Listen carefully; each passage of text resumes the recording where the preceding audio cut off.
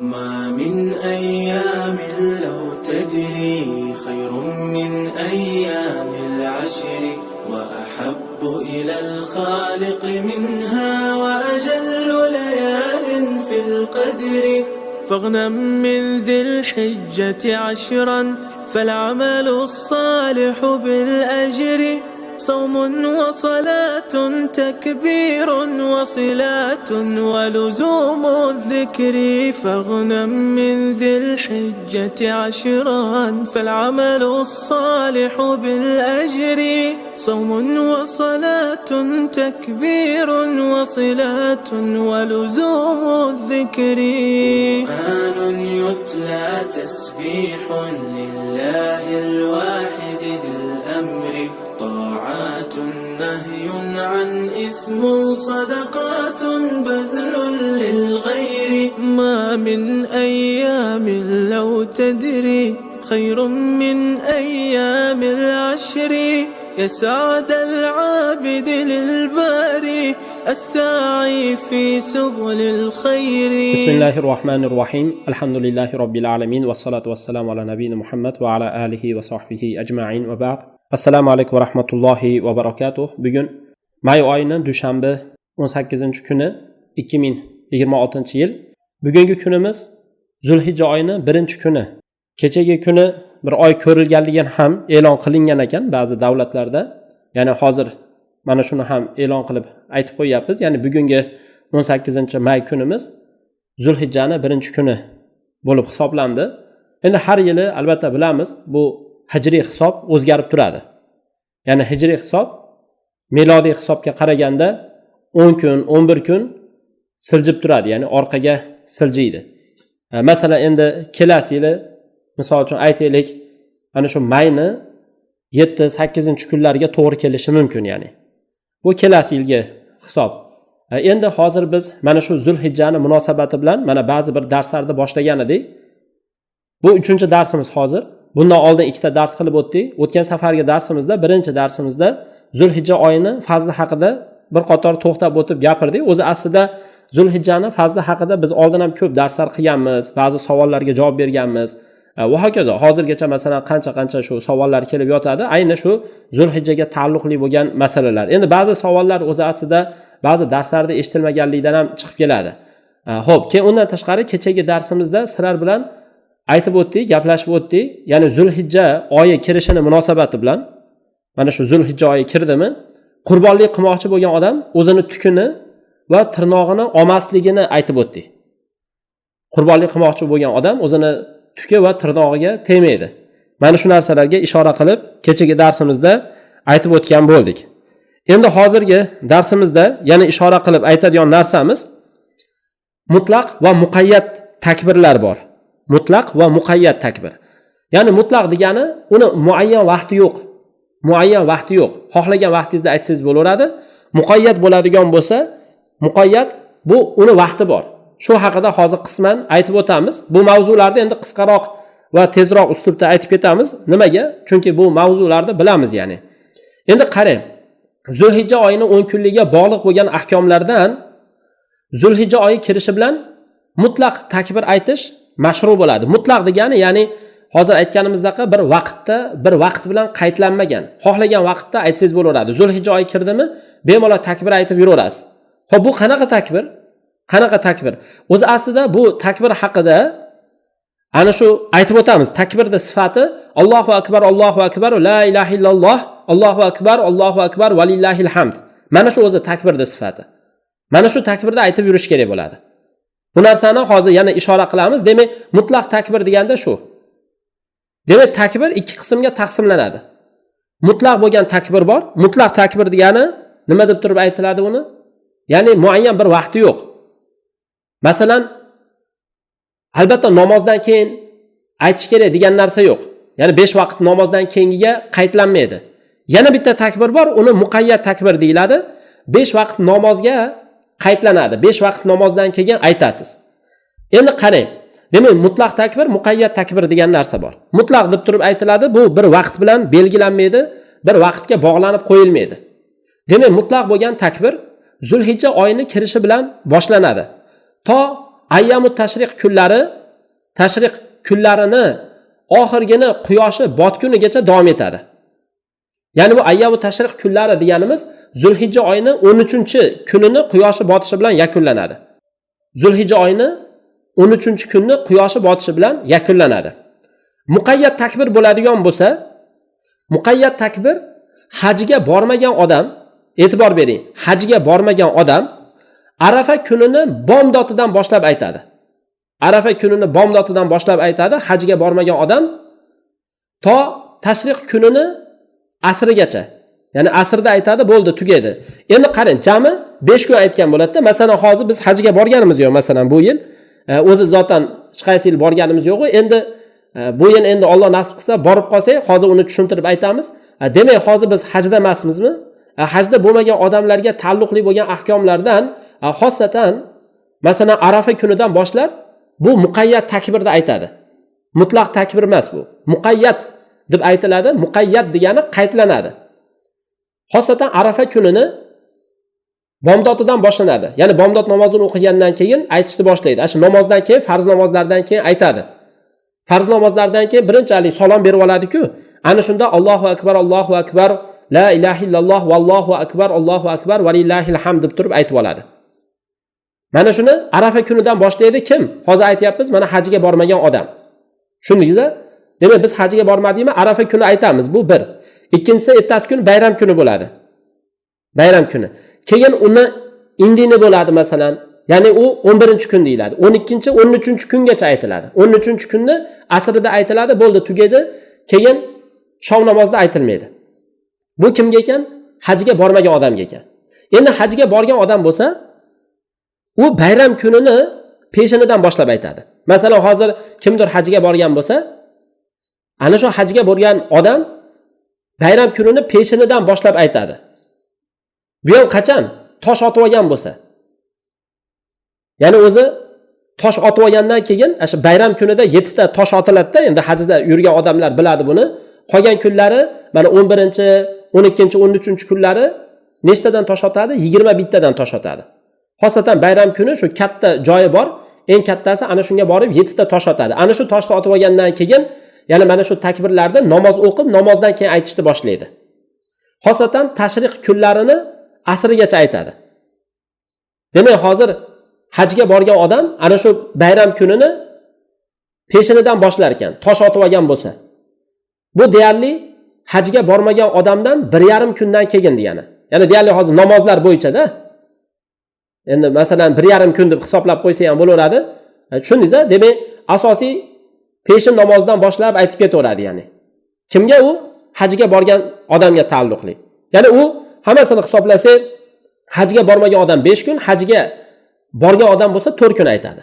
Demak, hozir mana shu gapga ko'ra hajga bormagan odam Arafa kunini bomdotidan boshlab turib, mutlaq Arafa kunini qarang. Bomdotidan boshlab mutlaq takbir, muqayyat takbirlarni aytib yuraveradi. Hozir muqayyat takbir degani tushundik. Namozlardan keyin aytiladi. Mutlaq takbir bo'ladigan bo'lsa, u xohlagan paytda aytaveradi. Aytib yuraveradi. Takbir degani yuqorida aytib o'tdik. Hozir yana aytamiz. Xo'p, keyin yana mana shu takbir aytishda davom etadi. Tashriq kunlarini oxirini quyoshi botgunigacha. Tushunali-ya? Deyarli bu nima degani? Ya'ni hozir masalan hajga borgan odam u bayram kunidan boshlab takbir aytadi, hajga bormagan odam bo'lsa Arafa kundan boshlab takbir aytayapti. Ya'ni hajga borgan odamdan 1 kun oldin boshlab takbir aytadi, lekin ikkalasi ham tugash vaqti bitta bo'ladi. Boshlash vaqti boshqa bo'lyapti, lekin tugash vaqti bitta bo'lyapti. Ana shu tugash vaqti, ya'ni qaysi kun? 5-kunida yakunlanishda jamlanadi ikkalasi. Tushunali-ya? Ikkalasi ham demak 5-kunda jamlanadi. Demak, hajga borgan odam yana shuni biling, mutlaq takbir aytib yuraveradi. Va yana muqayyat takbirda bo'lsa, bayram kunini peshinidan boshlar ekan, tashriq kunini, shu tashriq kuni 3 kun bo'ladi-da, asrgacha davom etadi. Mana bizda mashhur gaplar bor. Masalan, bayram 3 kun bo'ladi deydi. To'g'rimi? Bayram 3 kun. Xo'p, endi bayram 3 kun bo'ladigan bo'lsa, e'tibor bering. Bu bayram 3 kun degani 1 kun qolib ketib qoladi lekin bizda. Shuna e'tibor berishimiz kerak. Masalan, o'zi aslida ulamolar shuna deb aytadi, bayram kuni bor, bayram kuni. Keyin undan keyin yana 3 kun bor-da. 11, 12, 13 kunlar deyiladi. Bayramdan keyingi kunlar. Ya'ni hajga bormagan odam deyarli 5 kun takbir aytadi, hajga borgan odam bo'lsa 4 kun takbir aytadi. Bu muqayyat takbir. Lekin hozir mana bugun aytib o'tyapmiz mana, qarang. Zulhijja oyi kirdi. Hozir masalan takbir aytib o'tirsak bo'laveradi. Mana o'tirsak bo'laveradi. Allohu akbar, Allohu akbar, la ilaha illalloh, vallohu akbar, Allohu akbar, valillahil hamd. Shu aytib o'tirsak bo'laveradi. Mana shu narsani nima deb aytiladi? Bu hozir mana shu takbirda aytsak mutlaq takbiri. Ya'ni bir vaqtga qaytlanmagan. Vaqtga qaytlangani u namozdan keyin aytiladi. Shundiga ba'zi ulamolar endi mana shu jamoatdan keyin bo'lish kerak deydi. Xo'p, endi e'tibor beramiz. Hofiz ibn Rajab rahimahulloh shu takbir haqida aytadi. Va huwa fi hadil ayyam naw'an. Demak, mana shu kunlarda takbir aytish ikkita bo'ladi, ikki xil bo'ladi degan. Birinchisi namozlardan keyin, farz namozlardan keyin aytiladigan takbir bor, uni muqayyat takbiri deyiladi. Ikkinchisi bo'lsa, har qanday vaqtda aytilaveradigan takbir bor, uni mutlaq deydi deb aytib bergan bizga. Ana shu yuqorida aytganimiz. Demak, hozir mana shuni yana maydalab aytishga harakat qilamiz. Qarang. Demak, birinchi takbirda turi. Birinchi takbirda turi. Ya'ni bu deganimiz, birinchi takbirda turi, hozir mana shu joyda aytayotganimiz, masalan, muqayyat takbir. Farz namozlardan keyin aytiladi deyapmiz-ku. Ya'ni ulamolar ittifoq qilganki, mana shu kunlarda namozlardan keyin takbir aytish mashru bo'ladi, umumiy suratda. Ya'ni mana shu narsani aytib o'tgan ba'zi ulamolar. Lekin bu haqida sahih bir rivoyat yo'q. Balki o'zi sahobalardan va yana sahobalardan keyingi tobiin boshqalardan asarlar kelgan. Musulmonlarning amali mana shu narsada. Mana shu narsada, ya'ni xosatan qaysi narsa? E'tibor bering, ana shu takbirlar aytish masalasi. Ya'ni Arafa kunidan boshlab takbir aytamiz deyapmiz-ku, muqayyat takbir. Ana shu narsani aytyapmiz-da. Bir sahih hadis masalan kelmagan, ya'ni Rasululloh takbir aytinglar degan. Lekin sahobalar qilgan. Sahobalar qilganini qilsa bo'laveradi, muammo emas. Tushunali-ya? Endi o'zi mana bu hozir aytayotganimiz mana butun ummat ijmo qilgan narsalardan-da. Tushunali-ya? Mana shu dalilki, mana butun ummat ijmo qilgan narsani ba'zisi mana bizga Rasulullohdan ochiq dalil naql qilinmagan bo'lsa, unga amal qilinishga kifoyalik qilinishiga dalil. Ya'ni takror aytaman, qarang. Mana shu hozir aytyapmiz, bir sahih rivoyat kelmagan. Xosatan muqayyat takbirlarni namozdan keyin aytishlikka. Lekin shu bilan birgalikda bu narsa bizga ko'rsatadiki, ummat ijmo qilgan ayrim narsalar, ana shu ayrim ummat ijmo qilgan narsada Rasulullohdan ochiq, sarih, ochiq dalil kelgan bo'lmasa ham, unga amal qilinsa kifoya qilinadi. Masalanda qarang, ulamolar aytadigan narsa bor. Misol uchun, suv haqida gapirganda, suvda ta'mi, rangi, hidi o'zgarsa, suvni ta'mi, rangi, hidi o'zgarsa najosat bilan, najosat bo'lib qoladi deydi. Ta'mi, rangi, hidi najosat bilan o'zgarmasa najosat bo'lmaydi deydi. Bu narsada muayyan bir hadis yo'q. Kelgan hadis bor-u, zaif. Lekin mana shuni ma'nosiga ulamolar ijmo qilgan. Men ijmoda aytmoqchiman-da. Ya'ni ba'zi ijmolar bor, bizga dalil bo'lishga yaraydi. Masalan, bizda odamlarda qon najosat degan narsa bor. O'zi qon najosat deb turib Rasululloh biron bir joyda ochiq aytgan so'zi yo'q. Lekin shu bilan birgalikda dalillarning ma'nosida qonni yuvib tashlaganligi kelganki umumiy suratda. Masalan, hayz qonini yuvishga buyurgan Rasululloh va hokazo, ya'ni mana shulardan olganda, lekin shu bilan birgalikda masalan hayz qoni mayli, unda gap bo'lishi mumkin emas. Lekin boshqa qonlar bor masalan. Ya'ni inson qo'li kesilib qon chiqib ketsa, u qon nima bo'ladi? Ba'zi ulamolar bu ham najosat deb aytib, hali ittifoq keltirgan, lekin bunga dalil yo'q. Endi men aytmoqchi bo'lganim, ya'ni ba'zi ijmolar bor, ana shu ijmoga amal qilinaveradi, ochiq dalil kelgan bo'lmasa ham. Ya'ni hozir muqayyat takbir ham xuddi shunaqa. Muqayyat takbir, unga muqayyat takbir degani shu namozdan keyin Arafa kunidan boshlab aytamiz ekan. To deyarli 5 kun aytilar ekan namozdan keyin. Ana shunga muayyan bir dalil yo'q, ana shuni aytinglar degan. Lekin shu bilan birgalikda bemalol aytaveramiz. Tushundingiz-a? Endi ikkinchi turdagi takbir bor. U takbir qanaqa? Mutlaq takbir deyiladi. Ya'ni bir vaqtga qaytlanmaydi. Bir vaqtga qaytlanmaydi. Xullas mana shu haqida Ibn Rajab rahimahulloh gapirganda, keyin yana qarang, Sahihul Buxoriyda keladi. Ibn Umar Sahihul Buxoriyda kelgan. Ibn Umar va Abu Hurayra ikkalasi mana shu 10 kunlikda bozorga chiqishardi. Takbir aytardi degan. Odamlar ham bularni takbiriga qo'shilib takbir aytar ekan. Hamma bozorda takbir aytishardi. Xo'p, mana shu takbir qanaqa takbir? Bu takbirning sifati Allohu akbar, Allohu akbar, la ilaha illalloh, Allohu akbar va lillahil hamd. Bo'ldi, mana shunaqa qilib aytasiz ya'ni. Endi mabodo takbirni 3 marta qilib aytsa ham bo'laveradi. Masalan, Allohu akbar, Allohu akbar, Allohu akbar. Qari 3 marta aytdim mana. Allohu akbar, Allohu akbar, Allohu akbar, la ilaha illalloh, Allohu akbar va lillahil hamd. Bunday desa ham, u ham yaxshi bo'laveradi. Hech qanday muammo yo'q, bu ham yaxshi ya'ni. Tushundingmi? Endi mana bu hozirgi mana shu takbir aytishlik bu sunnat. Buni tatbiq qiladiganlar oz. Tatbiq qiladiganlar oz bo'lganligi uchun ham mana shu takbirni zohir qilishga haris bo'lish kerak bo'ladi. Ya'ni imkon qadar zohir qilib mana shu takbirlarni aytib yurish kerak. Bu ham bitta shiorda, mana shu shiorni uyg'otish kerak. Xosatan talib ilmlar va ularga ergashgan kishilar, masalan, talib ilmlar, ularga ergashganlar, albatta mana shu Allohni, ya'ni mana bu sunnatni, Rasululloh sunnati deb aytiladi. Mana shu sunnatni tiriltirgan odamga Alloh rahim qilsin, ham so'zi bilan, ham fe'li bilan tiriltirgan odamga. Qanaqa sunnat bo'lsa ham. Hozir o'zi aslida sunnatlar ko'p, qancha sunnatlar yo'q bo'lib ketgan ya'ni. Qancha sunnatlarga qarshi kurashiladi.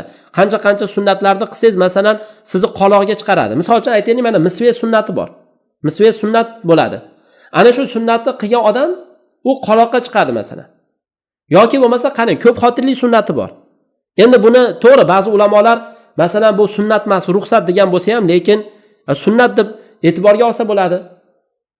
Endi mana shu sunnatni e'tiborga olib turib, masalan qancha hozir kunda ayollar bor, masalan uylanish kerak, ya'ni uylanadigan odamlar masalan, ya'ni imkoniyati bor bo'lgan odamlar, to'g'ri hammaga ham emas, hammani ham imkoniyati ko'tarmaydi, lekin shu bilan birga imkoniyat ko'targan odamlar masalan shu sunnatni ham tiriltirish kerak. Mana shu sunnatga aytmoqchi bo'lganim, qarasangiz ayollar hujum qiladi birinchi o'rinda. Bu sunnat emas deydi. Ba'zi otinoylar chiqib oladi masalan, bu sunnat emas, sen nima deyapsan? Og'zingga qarab gapir. Mana bu fuqarolarning so'zini olib gapiryapmiz. Bitta ikkita fuqarolar bu sunnat emas, bu ruxsat degan bo'lsa, mana bu beradi keyin. Ruxsat degan bo'lsa bo'lar. Mayli, hatto ba'zi ulamolar makruh deganlar ham bor. Har bitta mulla ham gapirib chiqqan, men sizlarga ya'ni ko'p xotirlikda makruh ekanligini isbot qilib beraman degan-ku. Mayli, isbot qilib bersin, bu muammo emas. Lekin shu bilan birga u hukm holatga qarab o'zgaradi. Tarixda qolib ketgan gaplarni, masalan, kimdir qaysi bir fuqaho aytgan gaplarni olib kelib hozir tatbiq qilavermaslik kerak bo'ladi. Qancha ayollar bor masalan, ajrim qarang, ajrim ko'p masalan hozir kunda. Endi bu yerda hozir hayolimga kelib ketganligi uchun o'zi aslida buni gapiryapman. O'zi aslida ya'ni bitta sunnat o'zi aslida. Bu ham bitta sunnat. Mana shuni ham bitta tiriltirish kerak. Chunki qarasangiz hozir ajrim ko'p. Masalanda mana o'tgan safar ham aytib o'tdik-ku, bir odam chiqib aytayapti. Mana shunaqa ajrim sohasida ishlaydigan odam ekanda. Oldingi davrda deydi, bir necha yil oldin ajrimga ariza topshirganlar bir 5000 ta, 6000 ta bo'lardi deydi. Hozir 50 mingtalar mana shu ajrimga ariza topshirganlar bor deydi. Hazlakam narsami? 50 mingta. 10 barobar ko'payib ketibdi, qarang. Shu o'zimizning vodiy tarafda bo'layotgan narsalar shular. Ana bir odam shuni chiqib gapiryapti, ya'ni qarang. Shu darajada bo'lib ketgan demoqchi-da. Bu nima degani masalan? Ajrim anchagina ko'p hozir. Lekin shu bilan birga mana shu sunnatni qancha masalan bitta sunnat deb e'tiborga olish kerak bo'lgan holat bor. Ya'ni ba'zi odamga holatiga qarab o'zi hukm o'zgaradi ham. Kerak bo'lsa u odamning holatiga qarab uylanish unga farz bo'lib qoladi. Kerak bo'lsa bitta xotini bo'lsa ham. Ba'zi odamning holati yana boshqacha bo'lib qoladi masalan. Ya'ni buni gapiradigan bo'lsangiz gap ko'p. Lekin hozir bu yerda men yana aytaman, buni misol kelib qolganligi uchun aytayapman buni. O'zi aslida bu sunnat, bularni tiriltirgan odamga haqiqatda Allohning rahmati bo'lsin deysiz. Ya'ni bo'lib ham mana takbir sunnat deb aytayapmiz. Mana shu takbirlarni tiriltirish kerak ya'ni. Tushundingmi? Mana shu takbirlarni tiriltirish kerak. Endi qarang. Xosatan mana shu takbir azon bilan iqomani o'rtasida bo'lishi eng munosib. O'zi eng munosib bo'lgan vaqt mana shu hozir takbir bor-ku, ya'ni mutlaq takbir, bir vaqtga qaydlanmagan mana shu hozir aytayotgan takbirimiz xosatan azon bilan iqomani o'rtasida bo'lish kerak. Keyin undan tashqari masjidga borganda yoki bo'lmasa biron bir muayyan bir sunnatni bajarayotganda, masalan sunnat namozlarni o'qiganda yoki tahiyatul masjidda o'qiganda, masalan Allohu akbar, la ilaha illalloh, vallohu akbar va lillahil hamd deb masalan kirib kelish masjidlarga va hokazo. Ya'ni sunnatni endi sunnat namozini boshlayotganda, masalan tahiyatul masjidni boshlayotganda shularni aytish kerak. Qarang, mana takbir ayting va ovozingizni ko'taring, va atrofingizdagilarga aziyat bermaydigan darajada. Ya'ni ovozingizni ko'tarib, masalan o'zingizga eshittiradigan darajada aytaverasiz. Ya'ni atrofdagi ba'zi odamlar eshitsa bo'ldi, yetadi. va insonlar sizga ergashish uchun. Mana shu masalani odamlar ham bilib, sunnatga amal qilyapti desin, ya'ni. Mana bu sunnat, mana tark qilingan sunnatlardan-da bu ham. Qarang, insonlar o tarixda eskidan shu Zulhijja oyi kirsa, masjidlar takbirlarga to'lib ketardi. Masjidlar takbirlar bilan larzaga kelardi. İnsanlar 10 kunlikda kirganligini, shu Zulhijja oyini kirganligini odamlar bozorlarda, yo'llarda, boshqa joylarda takbir aytganligi bilan bilib olishardi. Hamma joyda takbirlar yangrardi. O'zi mana shu takbir aytilsa, o boshqa kofirlar ham qo'rqib ketadi. Bitta video chiqib qoldi-ku, ana bir masalan Amerikaning prezidenti kimdir Allohu akbar deyordi, bir nima bo'lib qo'rqib ketdi. Endi hozirgi kunda u ba'zi videolarga ham ishonmaysiz, sun'iy intellektda chiqarib qo'yganmikin desangiz, yo'q, rostdan ham haqiqat ekan masalan. Shunaqalar ham chiqqan. Qarang, mana takbirda aytsangiz, kofirlar birdan titrab qo'rqib ketib qoladi masalan. Hattoki ayollarga ham takbir aytish bu ham sunnat. Xuddi erkaklarga sunnat bo'lgani kabi. Lekin ayollar mana shu takbirda aytayotganda bemalol o'zi aslida e'tibor qilib, rioya qilib, tushunib, mana shuni atrofidagi ayollarga eshitiladigan darajada aytaveradi. Bo'lib ham mahramlari bo'lsa, boshqalar bo'lsa, va mana shu takbirda erkaklar bilan hukmda bir xil. Lekin ko'chaga chiqib baqirib yur degan joy yo'q. Ayol kishi baqirib yursin degan narsa yo'q, ya'ni. Shuning uchun musulmon odam shu takbir aytayotganda mana shu Allohu akbar degan kalimamiz bor-ku, shu takbir. Shu takbir ko'rsatadigan ma'nolarda ham bir tadabbur, tafakkur qilib ko'rish kerak. Mana Allohu akbar degan kalima o'zi aslida arablarda eng kuchli kalima, eng yetuk ma'nosi ham o'ta ham buyuk deb aytiladi. Shu Allohni Allohu akbar deganda ulug'lash, buyuklash ma'nosida juda ham kuchli deb aytiladi. Allohu akbardan maqsad, ya'ni Alloh subhanahu va taolo xayolga kelgan hamma narsadan kattaroq degani. Alloh taolo hamma narsadan katta, zoti bilan katta, Allohning qadri katta deyiladi, qadri, izzat katta, masalan, izzati o'ta ham katta, jalolat katta, sifat katta. Endi oxiri yo'q uni. Har bitta narsada Alloh katta zot. Alloh alal itlaq mutlaqo behojat bo'lgan, kibriyo bo'lgan, buyuklik, oliylik, yuksaklik sohibi bo'lgan zot. Butun aqllar mana shu Allohu akbar degan kalimani buyukligi, bu ma'no bilan sifatlanib turgan Allohning buyukligi, Allohning jalolati, Allohning qaysi darajada katta ekanligini tushunib yetishdan aql ojiz qoladi, lol qoladi.